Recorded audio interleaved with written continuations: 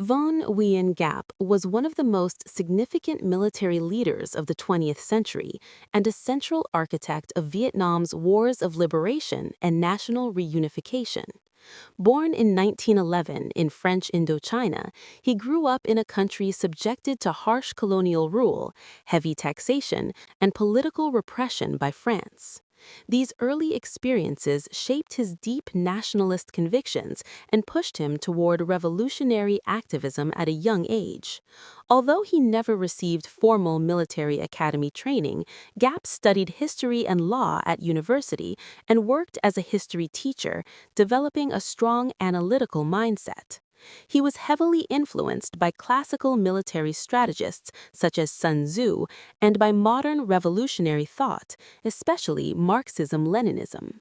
His political path became closely intertwined with that of Ho Chi Minh, with whom he collaborated in organizing resistance against colonial authorities.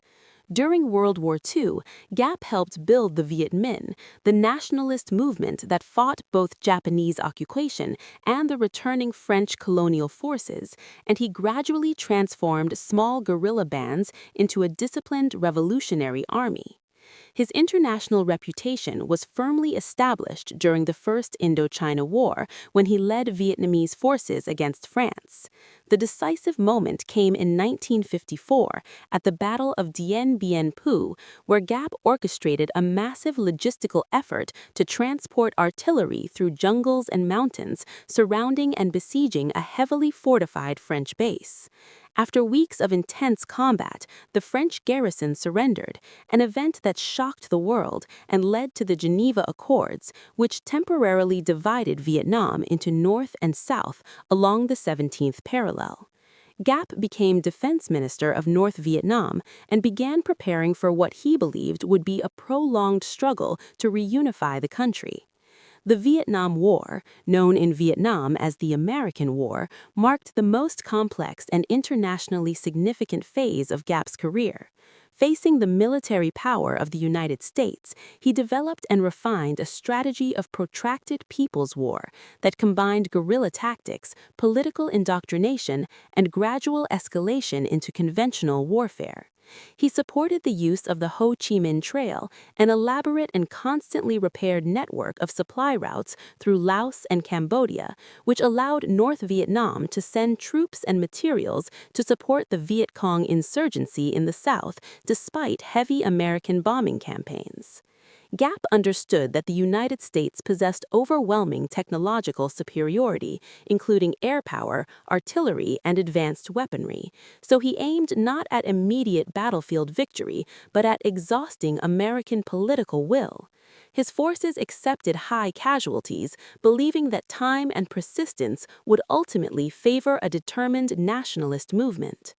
One of the most controversial and strategically significant moments was the 1968 Tet Offensive, a massive coordinated assault on cities and military targets across South Vietnam.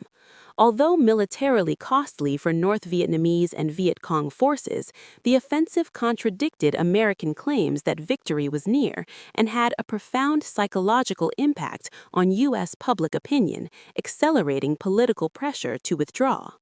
Over the following years, Giap continued to adapt his strategy, shifting increasingly toward conventional operations as American troops gradually left and the Army of the Republic of Vietnam took greater responsibility.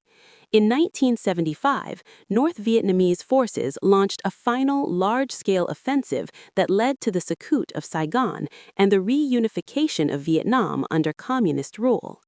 After reunification, Giap remained an important political figure, though his influence within the leadership diminished over time due to internal party dynamics.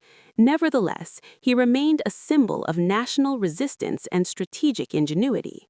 Internationally, military scholars studied his campaigns as examples of asymmetrical warfare and revolutionary strategy, while critics pointed to the enormous human cost of the conflicts he directed.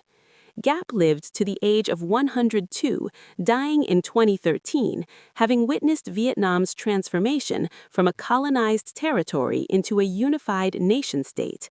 His legacy endures as that of a self-taught general who successfully confronted two major Western powers and reshaped the geopolitical landscape of Southeast Asia through a combination of ideological commitment, organizational skill, and long-term strategic vision.